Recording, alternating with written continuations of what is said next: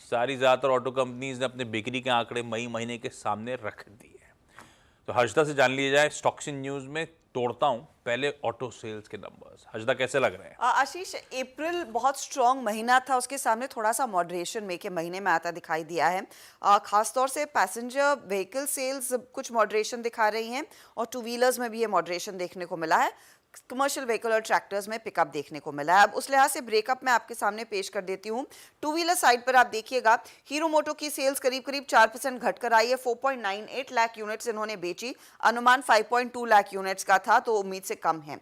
साथ ही साथ आयशर का केस अगर आप गौर करेंगे तो रॉयल एनफील्ड के सेल्स में करीब करीब 8% तक की गिरावट देखने को मिली है। 71,010 यूनिट्स इन्होंने बेची है, 76,000 यूनिट्स का अनुमान था, तो वहां पर भी एक मिस ही है।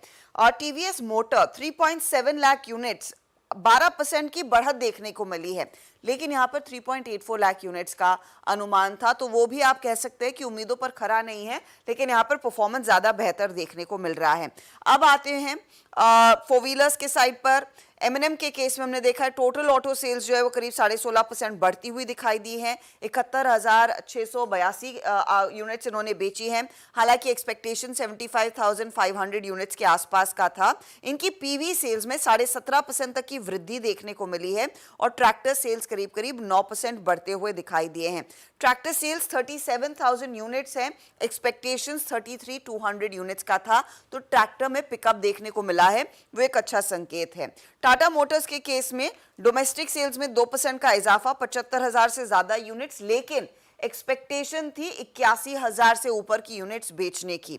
साथ ही साथ आप देखिएगा सीवी साइड पर 2% तक की ग्रोथ देखने को मिल रही है और इनकी पैसेंजर व्हीकल सेल्स अगर आप ब्रेकडाउन देखेंगे तो करीब 2% बढ़कर आई हैं। मारुति सुजुकी 1.74 लाख यूनिट्स इन्होंने बेची, 2% की गिरावट देखने को मिल रही है। 1.78 लाख यूनिट्स का अनुमान था, एक्सपेक्टेशन था फ्लैट रहेगा, थोड़ा सा कम वो बिक्री का आंकड़ा देखने को मिला है। साथ ही साथ कंपनी ने यह भी कहा है कि ये स्मॉल कार सेगमेंट में दरअसल अपना कुछ पैठ जमाना फिर चाहते हैं और वहां पर पकड़ और मजबूत करना चाहते हैं, तो ऑटो गियर शिफ्ट की जो सभी मॉडल्स हैं उनमें 5,000 रुपए का प्राइस कट भी अनाउंस कर दिया है। अब आइए आप एस्कॉर्ट्स पर, और एस्कॉर्ट्स के केस में ट्रैक्टर सेल्स करीब 6% घटकर आई हैं। 8,612 यूनिट्स इन्होंने बेची और डोमेस्टिक बिजनेस में अगर आप देखेंगे तो 5% तक का रिडक्शन देखने को मिला है। अशोक लेलैंड के नंबर्स अच्छे हैं, 12% का इजाफा टोटल सेल्स में देखने को मिला है। यहाँ पर करीब करीब 13,852 गाड़ियां इन्होंने बेची है। मीडियम और हेवी कमर्शियल व्हीकल्स देखेंगे तो वहां पर भी 12% तक की ग्रोथ देखने को मिली है। एसएमएल इज़ुज़ू के लिए 21% का इजाफा बिक्री में और अतुल ऑटो के केस में भी कुछ पिकअप ही देखने को मिला है। 4,000 यूनिट्स इन्होंने भी बेची हैं। दो स्टॉक्स खासतौर से और मार्केट कुछ आपको बता देता है। एक तो एमएनएम मेरे ख्याल से ऑटो क्षेत्र में सबसे स्ट्रॉन्ग स्टॉक रहा है, और एक अशोक लेलैंड। अशोक लेलैंड आपको याद होगा, आई थिंक आशीष आप थे नहीं एक्चुअली पिछले हफ्ते, लेकिन जब अशोक लेलैंड के नंबर्स आए थे तो वो एक चीज़ क्लियर हो गई थी कि अब उसने वो एक नेक्स्ट लीप लेना शुरू कर दिया। इसने बहुत तंग किया, 6 महीने तक ये सबसे अंडर परफॉर्मिंग स्टॉक था पूरे सेक्टर का। 1 महीने में मेकअप कर लिया इसने, ये इसके साथ हमेशा होता है और ये साइकिल वाला स्टॉक है। एक बार साइकिल चलती है तो तेज़ी से चलती है। इन दोनों स्टॉक्स पर एक व्यू ले लेते हैं, एमएनएम और अशोक लेलैंड पर। गाबा सर थोड़ा बायस है तो आपके पास ही आ जाते हैं, एमएनएम और अशोक लेलैंड। देखिए, पहले अशोक लेलैंड से बात करते हैं। ये स्टॉक मेरे ट्रेडिंग पोर्टफोलियो में था और मैंने एग्जिट भी कर दिया, लेकिन मुझे अच्छा लगता है क्योंकि इसका जो लास्ट टाइम कंसोलिडेशन था करीब 1 साल का था। इस बार जब मैंने लिया था तब 10 महीने का कंसोलिडेशन, 2 महीना बाकी था, तो प्रीएम किया था मैंने। अशोक लेलैंड का टारगेट जो मेरा था 220-25 का था, वो अचीव हो चुका। लेकिन अशोक लेलैंड का जब मैं चार्ट देखता हूँ, इसमें अब भी तेजी है और अब भी ले सकते हैं।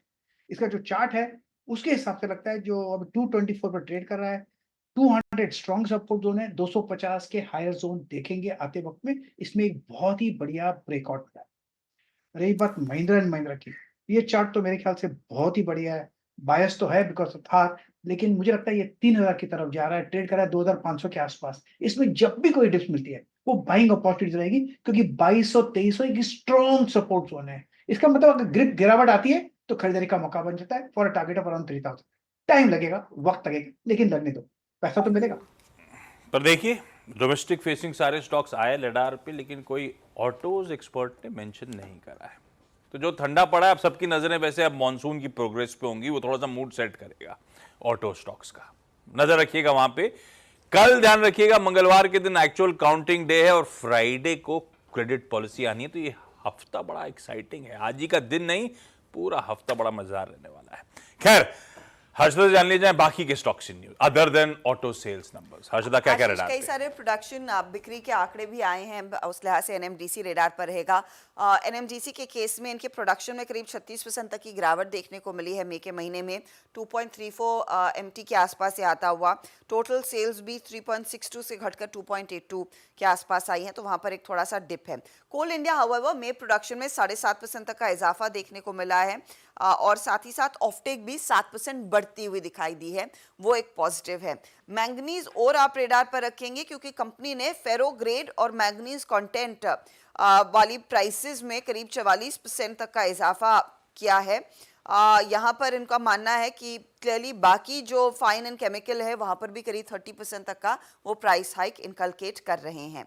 कैनरा बैंक आप रेडार पर रखेंगे। कैनरा बैंक की तरफ से यह खबर आई है कि 14.5% स्टेक दरअसल कैनरा की जो लाइफ इंश्योरेंस बिजनेस है, कैनरा एचएसबीसी लाइफ इंश्योरेंस, उसमें कंपनी ऑफलोड करती हुई दिखाई दे सकती है, तो वो एक ट्रिगर कर सकता है यहां से आगे के मूव को। पूनावाला फिनकॉर्प ने अपने माइलस्टोन को अचीव कर लिया है। ग्रॉस एनपीए 1% के नीचे लेकर आए हैं, नेट एनपीए भी आधे % के नीचे आ चुका है एज ऑफ May 31। तो वो एक पॉजिटिव है। अब कुछ ऑर्डर विंस के लिहाज से देखें, Ahluwalia contract 2157 crore, Indian jewellery park Mumbai से इनके हाथ ऑर्डर मिलता हुआ दिखाई दिया है। मॉस्टिप टेक्नोलॉजीज पुणे की सीडैक यानी कि centre for development of advance computing से 510 करोड़ का ऑर्डर इनके हाथ आ रहा है। अशोका बिल्डकॉन लोएस्ट बिडर उभर कर आया 2 प्रोजेक्ट्स के लिए, 2153 करोड़ के प्रोजेक्ट्स हैं जो महाराष्ट्र स्टेट डेवलपमेंट कॉर्पोरेशन की तरफ से आ रहे हैं इनके हाथ में। और पीएनसी इंफ्राटेक को दरअसल एक रिलीफ मिला है 390 करोड़ का, एनएचएआई के साथ एक मामला था उसका सेटलमेंट हुआ है। पूर्वांकरा कह रहा है कि ये दरअसल थाने में 12.5 एकड़ की जमीन को डेवलप करने वाले हैं। ग्रॉस डेवलपमेंट वैल्यू 4000 करोड़ आकी जा रही है, वो आप स्टॉक रेडार पर रखेंगे। तो ऐसी कुछ खबरें हैं जिस पर आपने ध्यान देना है आज। बिल्कुल, स्टॉक्स इन न्यूज भी रेडार पर रखिएगा भाई। मूड माल अपनी जगह, लेकिन ये खबरों वाले स्टॉक्स हैं जो हर्षदा ने ब्यूटीफुली आपको हाईलाइट कर दी है। इस नोट पर एक काम करना चाहे, मुनाफे की तैयारी समेट ली जाए पूरी बढ़िया तरीके से। आई एम होपिंग आप सबकी तैयारी हो चुकी है। अब शुरुआत पहला सौदा की।